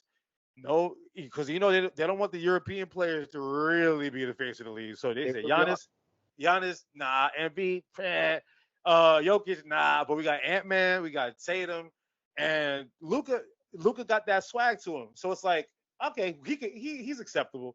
But so it is, and we're about to get to the face of the league real quick. But to me, this is what the league, the NBA wants. But if you had to pick a team, AROD, who you picking to win the series? Minnesota. Vic, who you picking to win the series? We're all on Boston, right? Obviously, but who you picking to win this West? Minnesota. Do I have to give games or no? I want to see. There's no way it's not going 7, Vic. I want to see Kevin Garnett in Boston in a Boston jersey, and then I want to see him next day in a fucking. He will do it. He said he will do it. I mean, he literally is the only one that could have any merit to that. MVP in Minnesota, DPOY and champion in Boston. Come on now. But what we've been talking about face of the league all year, and it looks, Adam Silver got his wish. And by the way, I text Sammy who he wants. He said Dallas because he wants to see Boston beat Dallas or beat Kyrie. He doesn't want to see Boston beat anybody. He's not a Boston fan. Keep it a buck. I don't know. We'll get to the NBA finals when that happens because. Anyway, but yeah, we got the scenario that Adam Silver's NBA wants is we're trying to get the probably American-born player to be the face of the league. But we got the Lukas and all these other people, and then we look at a lot of these players from the outside looking in. That damn, I wish I was the face of the league. And we got Ant, we got Luka, we got Tatum. We got that meme like all the dragons, and you got that one dragon that looks like that's Indiana. Yeah, that's Indiana. It's like, well, Halliburton, I guess. I mean, but we all know that Halliburton's not gonna be no face of the league. So we're at this pinnacle right now where it ain't gonna be Jokic, it ain't gonna be Giannis, it ain't gonna be Steph, it ain't gonna be no old player winning. It's gonna be one of these young guns taking it. And how big, how important do you, because you got a dog in this fight right now, how important do you think this playoffs is for Boston, for Tatum specifically? Because he made the claim, I want to be the face of the league, right? If he comes up short again, do you think it's over for him? Because if it's to Ant, No. it's over. If it's to Luka, they gonna ride that pony till they can't no more. So do you think it's over for him? I don't think there. Here's the thing about the whole face of the league thing. I don't think that there is going to be a face of the league anymore. There's always, bro. No. I think Caitlin Clark has made the WNBA billions of dollars out of nowhere. Yeah, You gotta have one. Bust. Anyway. So let's talk about the face of the league of the NBA, the real reason why we're all here, right? I do not think that there will be a one solo face of the league anymore. I think it's going to be a conglomerate. I think it's going to be Giannis. I think it's going to be Tatum. I think it's going to be Doncic. I think it's going to be Shea. I think it's going to be Ant-Man. I don't think that there's going to be somebody that's going to take over. There's going to be, listen, this is the modern NBA. There is too much parity. We're not going to see LeBron James going to the finals 12 straight times or whatever it was anymore. Those days are gone, guys. We're not going to see repeat championships left and right. The parity is there. We have a 3 in the 5 seed in the Western Conference Finals. We have a 1 and a 6 seed in the Eastern Conference Finals. The parity is real. There's no more face. There's no more anything. LeBron was the last of the faces, quote unquote, faces of the league. And 40,000 points, baby. Come on now. Ain't no quote. Sorry, my bad. No, you're right. No, you're right. He was the face of the league. There is no more of that. There is faces of the league, and we have several of them. And I think that's a good thing, guys. I don't think it's a good thing that there's no parity. As great as Michael was, watching them win 3 straight championships in a row twice is fucking boring. At the end of it, I was rooting for the fucking the Jazz. All right? Because I just want to see parity. There is a 0.0% chance in my lifetime that you will ever see me be like, man, I hope the Jazz win, especially at that time. So my mom was a Knicks fan, right? Yeah. And I did whatever my mom said, but I also liked Michael Jordan at that time too, right? But I wanted to cheer with my mom. I'm like, damn, Michael Jordan wins too much. When they played the Sonics, again, I was a kid, but I still remember I was cheering for the Sonics. When they played the Jazz, I was like, fuck that. I don't want to see this shit. And remember LeBron said it, ain't no kids ever grew up playing with the Jazz on no 2K, no live, no NBA courtside, nothing. So I like John Stockton's fundamentals. So anyway, okay. So can we talk about, like, let's be honest here, right? I'd much rather say, even if I'm a fan of the Celtics, right? I just want to, I would love for the Celtics to go on a run of 6 straight championships or 3 straight championships. But as a casual fan, as a fan of the NBA, I would not like that, right? Because I want parity. I want people to be involved in the NBA. I want people to like the NBA. I like the fact that that Denver won last year, and that Minnesota and Dallas and the Pacers and the Celtics are in it. These are different teams. These are not the same teams, other than the Celtics, by the way, guys, who have made 6 straight conference finals or 6 conference finals in like 8 years or some shit. All right, we ain't won. We ain't won. You're right. You're right. But I like the parody of it. I'd like to see this. This is good. This is good for the NBA. Oh shit, Shark Week's gonna be hosted by John Cena. Anyway, that's fucking sweet. But let's be honest. I love the parody. What's wrong with faces of the NBA rather than a face of the NBA? Because his story has told us in the NBA. Who do you think are your 2 faces of the NBA? Before I get there, because I want to answer Vic's question. In the 60s, it was Wilt, and it was who else? Who am I thinking? Oscar. The 60s, the basketball wasn't like that, right? In the 70s, there was no face of the league where all the games were on tape delay. They were flying charter planes, not first class. They were sitting with all the regular folk in the back, just like the WNBA has been doing for the last 25 years. Okay. 80s, they said, thank you, Jesus. We got the kid from Michigan that plays in Los Angeles, and we got this hick from French Lick that plays in Boston. It was the perfect scenario for them, and that's why I kept holding up two. That grew the league exponentially because they got two, right? 90s, Jordan had that shit on lock, and it was never competition. But how much money does Jordan make till this day off of him being the face of the league? The NBA, there are people who are Jordan fans so hard because of what Jordan did to the league in the 90s. God forbid you mention anything about any other. Jordan would never do that. Oh, he smiled in the picture with his teammate. Jordan would never do that. Like, what did we say, AROD? Jordan ruined the league.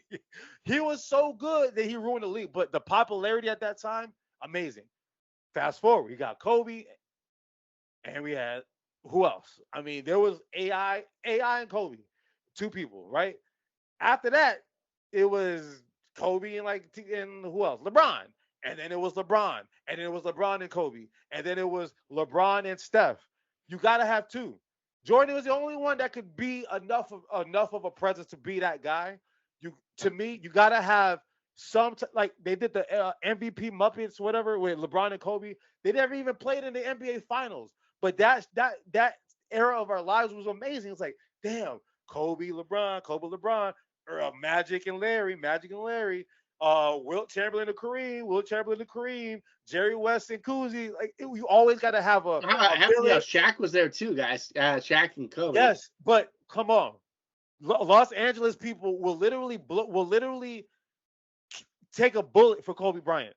They wouldn't take a bullet for Shaq. And Shaq was a 3-time Finals MVP. But the way people from the West Coast, specifically in California and Los Angeles, talk about Kobe, if you say anything to discredit Kobe, they will literally turn to violence. That's how much they were. Shaq never had that with them. That's because the West Coast has no ball. Two. Huh? Who are the two then? Right now, the NBA is pushing Anthony Edwards. I don't think they're pushing Jason Tatum. And they're trying to find the other person for Anthony Edwards. And this is why I'm confused about, like, we look at this NBA playoff series. Even if the Boston Celtics win, I don't know if Tatum's personality would be enough. And that's why they really wanted to put that battery in Zion and Ja, right? And that's why we see what's happened with the two of them. One injury prone, one can't keep the gun out the gat. Is there a way where it has to be one of these four teams to be because let's be honest, Anthony Edwards they've already put him there. It's clear now. After you beat the champ, you're there. Who else could it be if they're not in this playoffs right now? Because for me, I go Ant, and it's like they're waiting for somebody to be it, but like I don't know who it could possibly be to be like the face. Vic, like AROD. Who would you say Anthony Edwards has cemented himself to be one of those guys? Okay, as much as I want to agree with you, I kind of agree with Vic on this. There is a multitude of faces of the NBA now because we do not have that LeBron James or Kobe Bryant or Michael Jordan or Magic Johnson. Well, who do they compare Anthony Edwards to all the time? They do because they want to say he's a legitimate son. Because NBA, they like the storylines and they like to be reminded of their nostalgia. The reason why we love sports is because of the story of sports. You can't have 15 faces of the league. We're gonna go. I feel like this is the blip era of the NBA. We're gonna go through a blip era where we have a multitude of guys. And personally, like let's dial back a bit. When you and I were talking, who's the face of the NBA? We said Giannis was it. And then the next time we said it was Jokic. He's going to be it. And then we said Ja. And now we're at Anthony Edwards. Look at we're alluding to the thing. When we look at the league, did they put the battery in Giannis's back? Nope. Did they put the battery in Jokic's back? Nope. You know why? Because they're not from here. They need somebody like Hakeem Olajuwon won back-to-back championships and was never going to be the face of the league. It did not matter. Dirk Nowitzki won an MVP and a championship against LeBron James. There was never going to be a Dirk Nowitzki face of the league.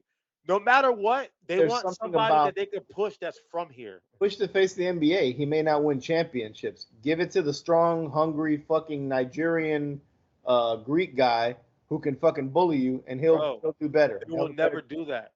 You know they're never going to do that, bro. They won't. But the face of the NBA won't do it either.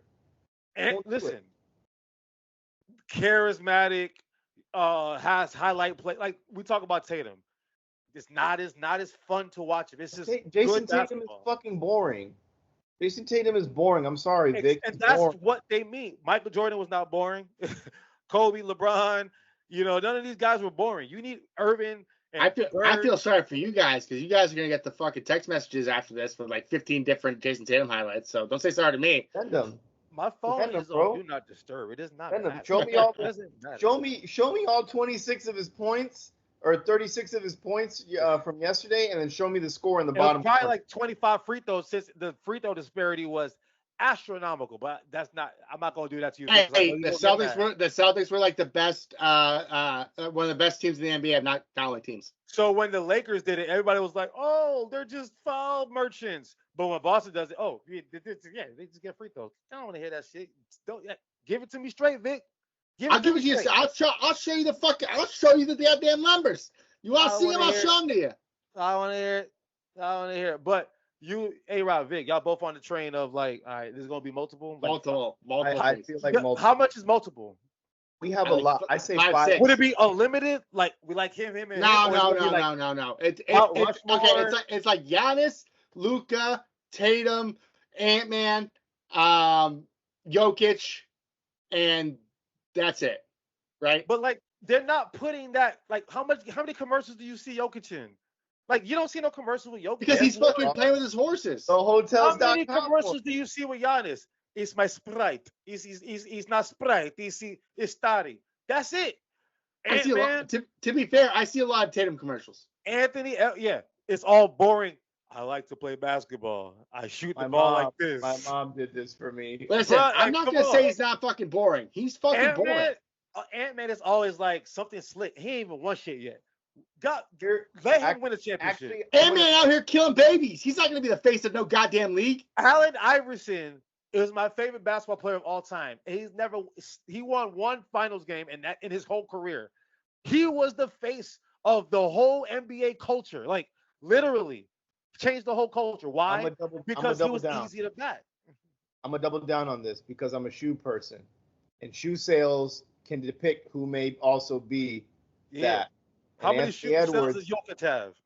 Anthony Edwards has definitely turned Adidas basketball around with players like, who is it right now? James Harden. Like Anthony Edwards' shoe is doing numbers. Remember Derrick Rose? So is Tatum. Jason Tatum's shoe is not doing numbers. I will tell you that right now. Dude, I will try. Let's pull up the fucking spreadsheet. Remember the battery I'll they tell you put. right now it's not. Listen, A-Rod, you're a shoe guy, right? Remember the battery they put in Derrick Rose's back? He won his MVP in his second season because local product from Chicago and played the way that's like grit, grind, and yeah. You gotta be somebody from America that plays like that. Kyrie sold shoes. Paul George is like one of the most popular players on the West Coast, and he's not even that guy. Paul George sells some shoes. He sells some shoes. Heroes 1, 2, and 3 sold shoes. T-Mac 1, 2s were out the door. They put that battery in T-Mac's back in Orlando. For Adidas to get back on a run, because Nike is the one that pushes the big name players. Adidas has struck gold with Anthony Edwards. His shoe is different, and a lot of people, like, it's marketed very well. Yeah. And a lot of people like that shoe. I saw 3 guys today at the gym. 3 guys at the gym today wearing Anthony Edwards shoes. I didn't even know Anthony Edwards had his own shoe. Vic, A-Rod, I literally, it was like game 3 of the NBA playoffs, and I said, it's the shoes. I'm buying a pair. Like, I like what Jordan, like, I'm not comparing him to Jordan. I know people want to. What Jordan did in the 80s for the sneaker sales was like, damn, I want to buy those shoes because I look at Ant, I'm like, I want to buy them shit. I mean, if we're talking about shoes though, like let's be real here. The Kyries are probably like the most number one sold fucking shoe. Exactly. Not with Nike anymore. But not anymore. But I'm just saying, this was last year, brother. Last year, I mean, those Kyries were the best. Were Nike's best shoe. Easily. For basketball purposes, yes, it was. It was the most sold shoe for Nike's purpose, and it was mostly used for basketball. But I've seen people buying Anthony Edwards shoes as a lifestyle shoe. And you know who else shoe went to a lifestyle shoe? Say it with me. His daddy, Michael Jeffrey Jordan. So okay, so okay, as you are a sneakerhead saying that, I am a casual who doesn't know shit about shoes, and I until this moment did not know that Anthony Edwards has online shoes, and I watch the NBA every fucking night. I believe that. That is a fact. I had no idea that Anthony Edwards has on signature shoe. All right, and to kind of piggyback off of this, another indication of who's still carrying the torch, jersey sales, right? Now, keep in mind it's a global game. Steph is still number one. LeBron is still number two. Do you know who the number 3 jersey sale is? For me to see this, Jason Tatum. Yes, Vic. For me to see this, everything y'all just said, I retract my statement, because for him to be the number 3 jersey sale, that shocked the hell out of me. Like, I knew that. Victor Wembanyama, the Celtics have one of the largest fan bases in the world. Victor Wembanyama, who we just got introduced to, number 4 jersey sales. Giannis, number 5. So to y'all credit, Luka, number 6. Devin Booker, god damn, number 7, gross. Durant 8, Lillard 9. Tyrese Maxey, where Anthony Edwards is now during the playoffs. Yes, this is as of April 24th. So this is literally a month ago, right? Tyrese Maxey's number 10, by the way. That was great. John Morant has not played basketball in a year. He's still number 11. So the issue with Edwards is his market. He plays in Minnesota. So to y'all's credit, brother. It's going up. To y'all's credit, I don't like to retract, but you know what? Y'all made a good point, because these jerseys, LaMelo Ball, his Charlotte ass is number 14, by the way. Jalen Brunson, number 15, AROD. Shout out to you. So, and then Embiid 12, Nikola Jokic 13. So when you think about it, there is a lot more faces than I thought. I just haven't seen it yet where they promote that many people. But maybe you're right. Maybe y'all made a good point. I lost this. I don't. This is not a debate show, by the way, y'all. I don't want this. But remember, AROD, that's what we kicked this shit off with. It's not a debate show. But I will say y'all won that shit. I feel bad. Y'all was right. All right. I'm gonna admit my mistakes, unlike Vic is unable to do. But before we wrap this up, me and AROD used to always do fun segments on the show, and you know what? We gotta bring some of that shit back. Like really just wrap it up with some shit that's fun for us. I heard, I forgot what I was watching. I was inside the NBA or something, where they talking about NBA nicknames, and somebody said, "Well, they're not even making cool nicknames anymore." I was like, "There's a lot of cool nicknames in the NBA now." Kawhi Leonard, the Claw, I love that shit. Slim Reaper. They got some shit for DiVincenzo. Was it like the Gabagoo or some shit like that? I don't know. He got some shit. The Big Ragu. Like they got some cool Greek freak. Easy money sniper. Easy money sniper is better than the Slim Durantula. Reaper. Yeah, Durantula, Easy Money Sniper, and Slim Reaper. We got the Greek Freak. We got the King. So and we got Chef Curry. So whoever said the NBA nicknames are not cool anymore, I was like, nah, that's cap. That's somebody holding on to their old shit too much. But it got me thinking. I'm like, damn, there's been a lot of cool NBA nicknames, and I told y'all to keep it to 3 to 5, but I kept my shit's at 10. So we're gonna go one at a time. So somebody's gonna steal something. Somebody's gonna steal something from somebody's list. Oh well, deal with it. We're gonna agree. We're gonna go one at a time. Our favorite NBA nicknames of all time. Because when we look at all the sports, Vic, what would you? Because you pay attention to all this shit. Out of all the sports, who has the best nicknames in your opinion? Because Mr. October, baseball. What Baseball's else? The best nicknames. Who are? Give me some nicknames in baseball real quick, AROD and Vic. Senor October. That's Big Papi. Oh my God.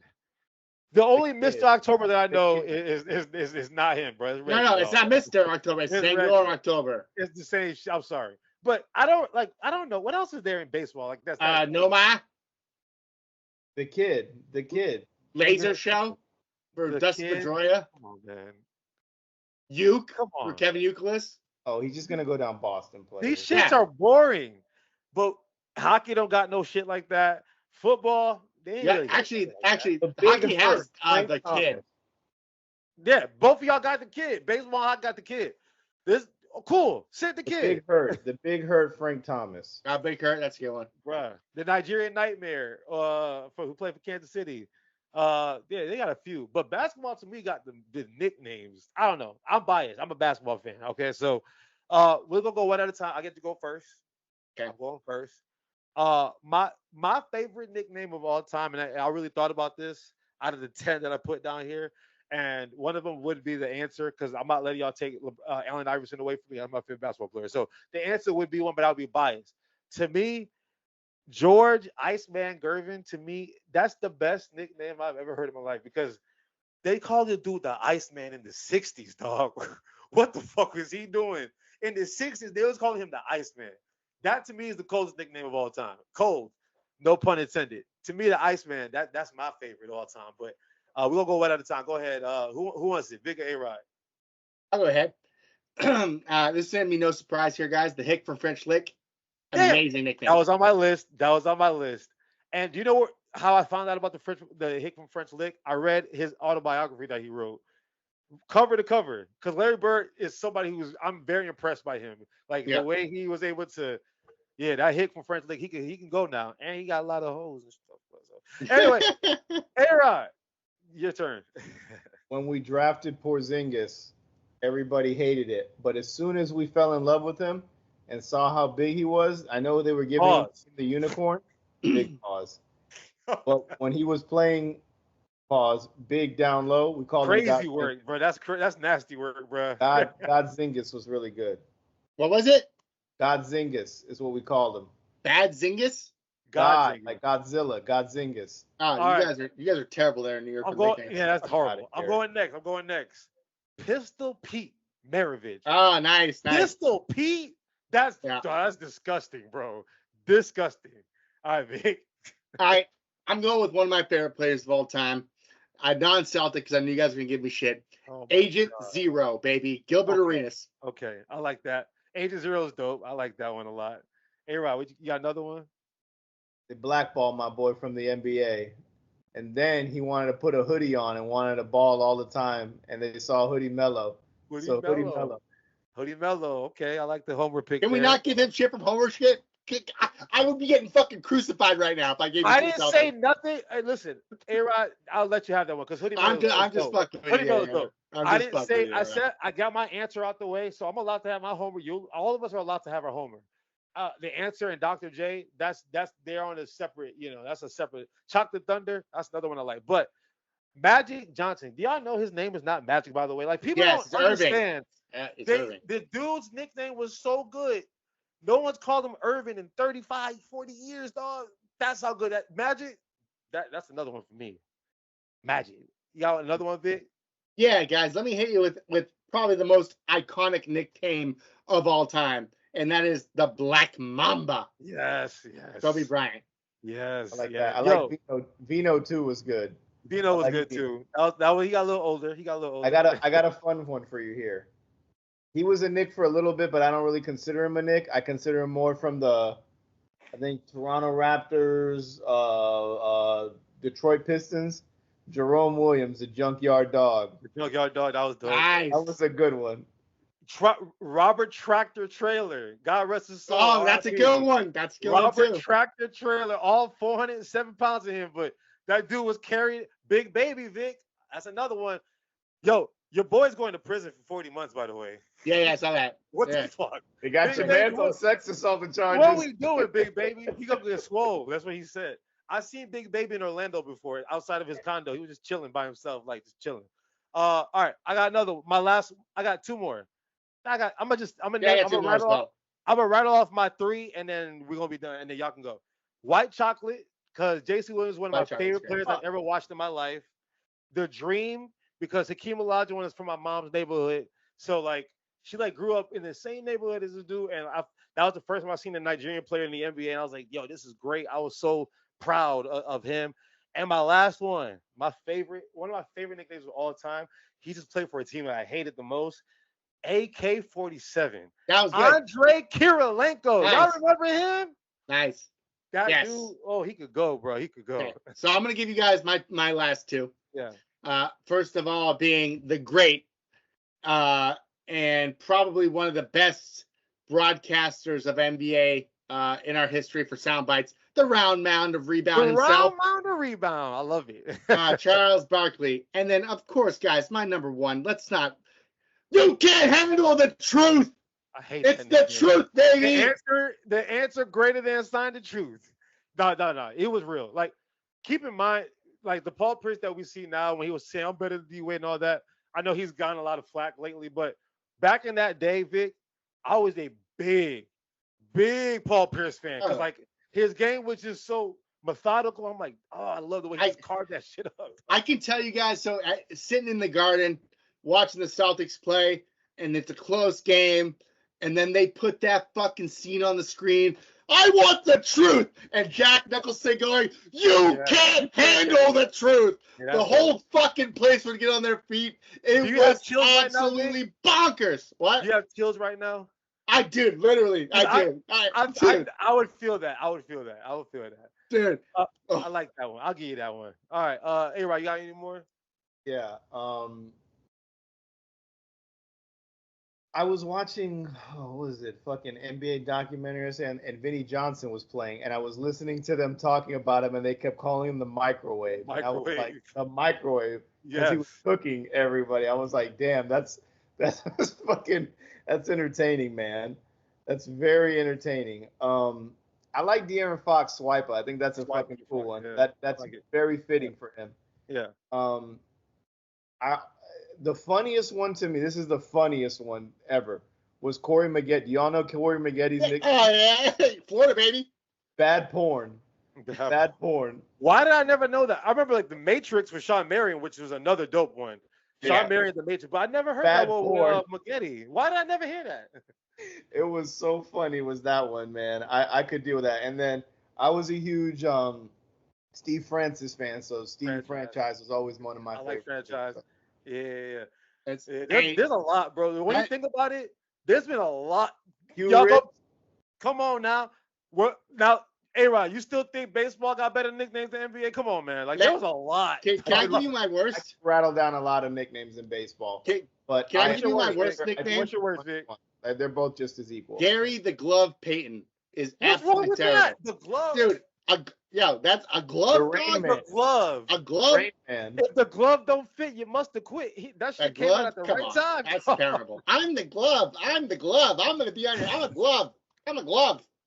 What is that? All right, and then we didn't talk about this one guy because he has 35 nicknames. Dr. Shaquille O'Neal. Oh, Shactus. I'm going to give you some of the ones that he got. Big Aristotle, the Big Bear Shinokiv, Big Fella. We got the Diesel. Big Aristotle. We got Last Center Left. We got MDE. We got Shaq Daddy. We got Shaq Fu. Shactus. We got Superman, obviously. We got Shactus. We got Wilt Chamberlain. Without Shaq, to his credit, he came up with all his nicknames, and they all stuck somehow. Whenever he wanted to be called that day, it stuck. So shout out to Shaq for him. Inside the NBA is on. Before we go, Inside the NBA is getting close to the end probably because of all the TV deals that's happening right now. I hope Amazon Prime or NBC because like I know Ernie Johnson is the glue for that show, and he's tied to TNT, never leaving TNT. That's 30 plus years of dedication. So I get that, but I think on the Thursday nights during the season, Amazon Prime, just like they did with Kirk Herbstreit and what's his name? Did you hear what Charles Barkley said though on an interview recently? No. He said Ernie Johnson's probably on the way out to retire. So it's gonna be. He's like 75, bro. He's gonna be he's not that old. He's not that old, dog. Yeah, dog. No, he got hair. He got a little bit of hair still. I know he's had health issues. But yeah, I know. Ernie Johnson. He's 67. He is 67. Adam Lefko, be on the lookout for him. He's been gunning for that job for a few years now. So I think Draymond, the new wave is gonna be Draymond, Adam Lefko, Vince Carter, and like Jamal Crawford or some shit. Yeah, Like Vince Carter's weak, dude. hey, half man, half amazing. Hey, dog. they had him on Inside the NBA the other day. That I shit was know, terrible. I know.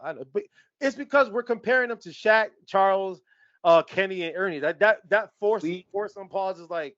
Go ahead, listen, in our lifetime, we've got to witness some great sports, okay? And on top of that, great commentating. And I think Inside the NBA has been so great. And for it to come to an end, like I'm not happy. We don't know for sure.